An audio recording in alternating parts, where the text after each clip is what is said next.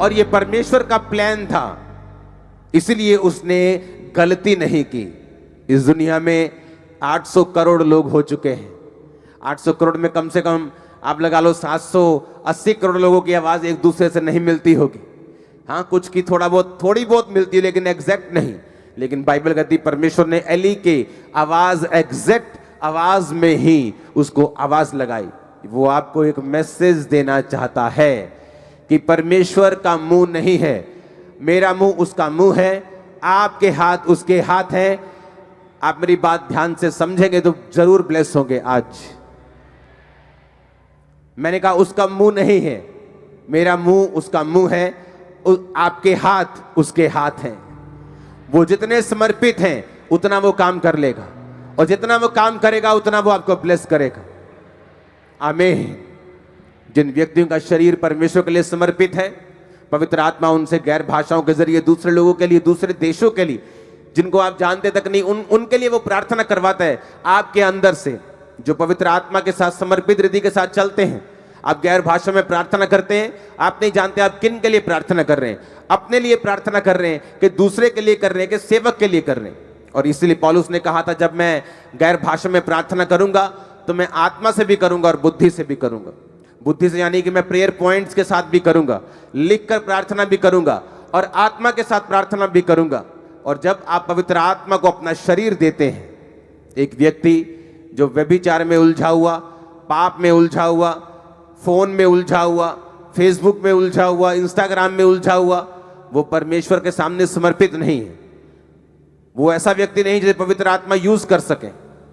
वो आशीषित हो सकता है, ब्लेस्ड हो सकता है स्वर्ग भी चला जाए अगर कोई मेजर पाप उसकी लाइफ में नहीं है।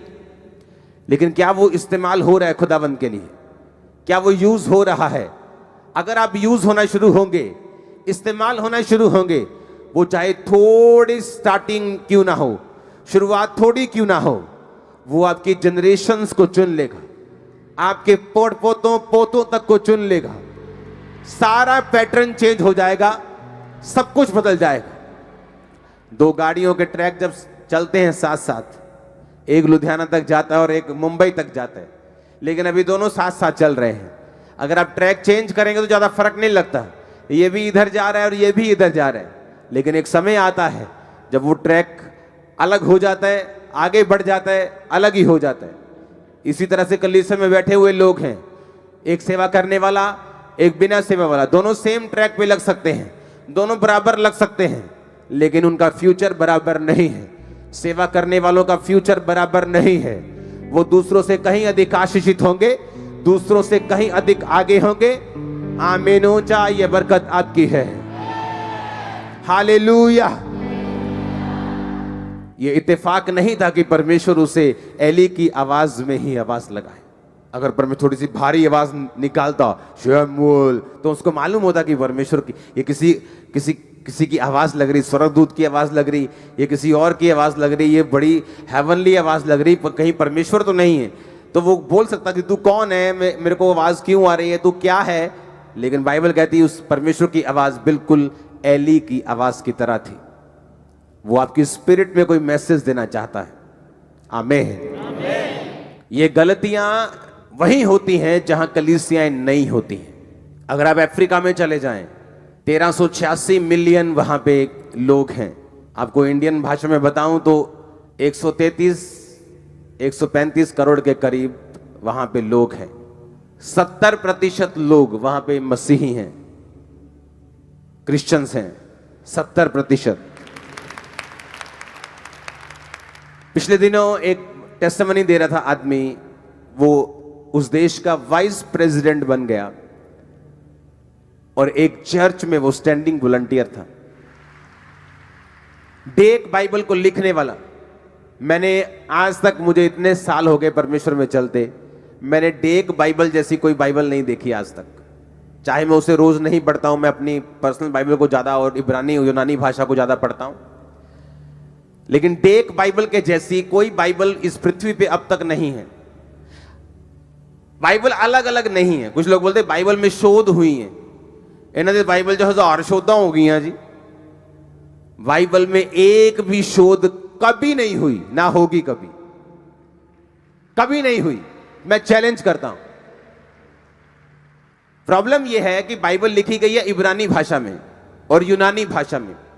इब्रानी भाषा इतनी बड़ी है कि अगर मैं बोलूं अपने भाई से कि मैं तुझसे प्यार करता हूं, तो इब्रानी भाषा में मतलब या यूनानी में मतलब आएगा फिलियो, भाइयों वाला प्यार। अगर आप अपने मित्र से बोलेंगे मैं प्यार करता हूं, अपनी वाइफ से बोलेंगे वो अलग है।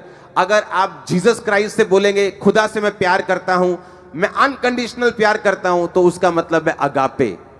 लेकिन जब आप उसे हिंदी में या पंजाबी में लिखते हैं तो आप हर जगह लिखते हैं प्यार प्यार प्यार, ना फिलियो ना अगापे। इसीलिए क्योंकि जो ट्रांसलेट करने वाले लोग हैं उनके पास कोई ऑप्शन नहीं होता, तो उनके पास भाषा जो है वो लिमिटेड है। तो प्यार का मतलब प्यार ही है, तो वो प्यार को प्यार तब लिख देते हैं। लेकिन जब आने वाले समय में उनको भाषा को कोई अच्छा शब्द मिल जाता है, हाँ, तो वो क्या करते हैं, फिर उस बाइबल में उस शब्द को वो शोध कर देते हैं।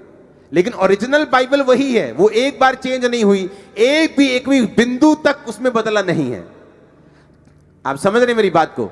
और जब दूसरी भाषाएं जो कैपेसिटी में इब्रानी की जैसी नहीं है, इब्रानी सबसे दुनिया की पुरानी भाषा है, वो उनकी कैपेसिटी इब्रानी जैसी नहीं है किसी भाषा की। इंग्लिश में भी शोध हुई है, हर भाषा में हुई, क्योंकि जैसे ही उनको अच्छा शब्द उससे मिलता है वो उसको काट कर अच्छे और उससे भी और बेटर शब्द को लिख देते हैं। लेकिन जो ओरिजिनल बाइबल इब्रानी यूनानी में है उसमें वो ऐसा नहीं कर सकते, क्योंकि वो लिखी जा चुकी है और वो कंप्लीट है और वो पूरी है। अब ध्यान से सुनो, जब अफ्रीका में परमेश्वर के काम हुए और वहां पे मसीहत ने जबरदस्त रीति के साथ, और जब मैं मसीहियत कहता हूं तो उसका मतलब क्रिश्चियन धर्म नहीं है। हम जानते हैं कि परमेश्वर धर्म बदलने नहीं आया, हाँ या ना? नहीं तो वो सबसे कहता पहले ईसाई बनोगे तो मैं तुमको ये दूंगा, पहले ईसाई बनोगे। परमेश्वर ने कहा अगर तुम मुझ पर विश्वास करोगे, अगर तुम मुझको फॉलो करोगे, अगर तुम पापों को त्याग दोगे, अगर तुम मुझे अपना परमेश्वर कहोगे, दैट्स इट, आमीन। अब वहां पर जब क्रिश्चियनिटी और मसीहत ग्रो हुई तो वहां पर इस वचन को प्रचार किया गया। पंजाब में, इंडिया में अभी इस वचन को खुल के प्रचार जो है लोग नहीं कर पा रहे, लेकिन परमेश्वर ने मेरी ड्यूटी लगाई ये काम करने की। जब वहां पे प्रीच किया गया और उनको चर्च की और अपने पास्टर्स की अहमियत को समझाया गया। आप इमेजिन करो, डेक बाइबल ऐसी बाइबल नहीं है जितना उसने एक्सप्लेन किया है नीचे। जब वो लिखी गई, वो व्यक्ति जिस चर्च का मेंबर था, एक मेंबर ने वो बाइबल लिखी है और उस पास्टर से प्रार्थना करवाने के लिए गया कि मैंने ये बाइबल लिखी है, मुझ पे प्रार्थना कर दीजिए। बाइबल लिखने के बाद भी उसी चर्च का मेंबर रहा। आज कोई अगर एक काम कर दे, इंटरनेट पे उसके 10 व्यू भी आ जाएं, तो अपने आप को इतना कलीसिया से बड़ा समझने लगता है। उसको लगता है कि अब मुझे किसी कलीसिया की जरूरत नहीं, मैं अगर जितना कलीसिया के बाहर काम करूंगा उतना लोग मुझे ज्यादा इनवाइट करेंगे, और धोबी का कुत्ता ना घर का ना घाट का। क्योंकि आपको एक भवन चाहिए होता है जहां से आप इंस्ट्रक्शंस ले सकें, जहां से खुदा आपसे बात कर सके। आपको मालूम हो कि इस मैन ऑफ गॉड की इंस्ट्रक्शन को मैंने लेना है और इसी को फॉलो करना है, दैट्स इट। किसी से नफरत नहीं करना, किसी की टीचिंग को निंदना नहीं है, लेकिन वो बाप एक होता है जिसकी आवाज को हम सुनते हैं। अब वो देखो, वो आदमी अभी भी उस चर्च में है। एक चर्च में जब पास्टर ने प्रीच किया कि जब तुम चर्च के साथ फेथफुल रहते हो और अपने दर्शन के साथ वफादार रहते हो तो परमेश्वर तुम्हें बढ़ाता है। इमेजिन करो, इलेक्शन हुए, उस व्यक्ति ने इलेक्शन लड़ने का फैसला किया, चर्च में स्टैंडिंग वॉलंटियर, उस देश का जो अफ्रीका का सबसे बड़ा 16 करोड़ की पॉपुलेशन वाला देश था, वहां को वो वाइस प्रेसिडेंट बना। वाइस सबसे बड़ा वहां प्रेसिडेंट होता है, वहां प्राइम मिनिस्टर नहीं होता। आप बोल सकते हो उप प्रधानमंत्री वहां का वो बन गया, पावर वाला व्यक्ति, जबरदस्त पावर। दूसरा व्यक्ति जो सबसे ज्यादा पावरफुल है उस देश का, और कौन था वो? चर्च का स्टैंडिंग वॉलंटियर।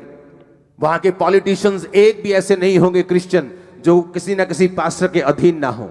वो जाते और पास्टर से पूछते हैं परमेश्वर क्या चाहता है। लेकिन आज जब एक पॉलिटिशियन खड़ा होता है इंडिया में, वो क्रिश्चियन है, तो उसे लगता है मुझे पास्टर की जरूरत नहीं, मैं खुद ही बहुत समझदार हूं। और सब ऐसे नहीं है, अब ट्रेंड चेंज हो रहा है पंजाब में भी। आमीन। अब आपको अलर्ट रहना है, आपको ये बात समझनी है कि पास्टर का काम सुसमाचार देना नहीं, उसका काम आपको तैयार करना है, उसका काम प्रीच करना है, और आपका काम है सुसमाचार देना, इंडिविजुअल लोगों को जाना, घर घर जाकर बताना। बाइबल कहती है जितना विरोध होगा, जितना आप यीशु मसीह के काम को करेंगे, उतनी ही बरकत और उतनी ही ग्रेस जो है वो आपकी लाइफ के ऊपर आएगी। और तभी मालूम होता है कि आप एक सच्चे क्रिश्चियन है कि नहीं, कि आप एक डरपोक क्रिश्चियन हैं, या आप पीछे हटने वाले क्रिश्चियन हैं, या आप सिर्फ आशीषों को ढूंढने वाले क्रिश्चियन हैं, कि आप सचमुच परमेश्वर से प्यार करने वाले क्रिश्चियन हैं। बाइबल कहती है स्तिफनुस ने डरा नहीं, घबराया नहीं, और वो लोगों को प्रीच करता हुआ परमेश्वर के पास गया। वो टाइम आ चुका है पंजाब में या इंडिया में आपको प्रीच करना है कि यीशु मसीह धर्म जात को बदलने नहीं आया, और क्या है परमेश्वर का सुसमाचार, वो आप लोगों को बताना है। खुदाबंद आपके साथ होगा, आपके पाँव में पाँव डालेगा, आपके मुंह में उसका वचन होगा, और आपके हाथों में उसके हाथ होंगे। ओ आमीन। ऊंचा चाहिए चर्च मेरे को। आपके बच्चों के ऊपर भी पवित्र आत्मा उतरने वाला यीशु मसीह के सामर्थ्य नाम। यीशु मसीह के नाम से खुदा बाप, जो भाई बहन इन वचनों को सुन रहे हैं, जो पढ़ रहे हैं, पिता परमेश्वर यीशु मसीह के सामर्थ्य नाम में उन्हें ब्लेस करता हूँ पिता। वो पवित्रता, सच्चाई और ईमानदारी के साथ चलने पाए यीशु मसीह के नाम में, वो शुद्धता के साथ चलने पाए यीशु मसीह के नाम से खुदा बाप। यीशु मसीह के नाम से पिता, आपने जिस तरह सैमुअल को आवाज़ लगाई पिता, आप अपने इन बेटे बेटियों को भी लगाएं पिता परमेश्वर, और इनके कॉलिंग को बताएं पिता परमेश्वर कि आपने इन्हें क्यों बुलाया पिता परमेश्वर, और ये उसे जानने और समझने पाए यीशु मसीह के सामर्थ्य नाम में, जिसके द्वारा आपके नाम की स्तुति और महिमा हो खुदा बाप। ये तेरे वचन सुनने वाले नहीं वरन उस पर चलने वाले भी बने, यीशु मसीह के सामर्थ्य नाम में मैं कहता हूँ। Thank you Jesus.